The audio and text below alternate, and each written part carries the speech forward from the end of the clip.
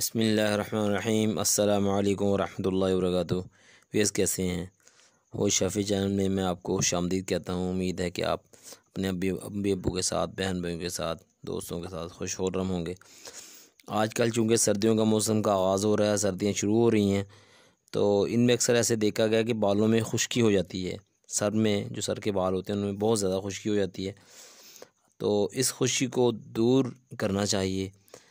अगर हम इस तरह करेंगे तो हमारे बाल बहुत ही अच्छे हो जाएंगे, शानदार हो जाएंगे।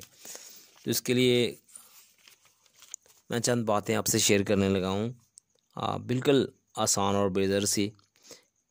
कोशिश कीजिए कि हमेशा अपने सर को जो बाल हैं उनको लस्सी से धोने की कोशिश करें। इनसे भी खुश्की हम बहुत हद तक दूर हो जाती है। लस्सी जो होती है हम मिल जाती है गाँव से, या जहाँ से हम दूध लेते हैं वहाँ से मिल सकती है।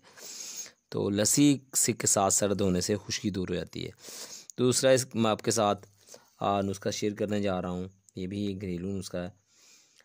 नारियल और मेहंदी का, रोगन मेहंदी यानी मेहंदी का तेल हम वज़न मिलाकर बालों में लगाएं।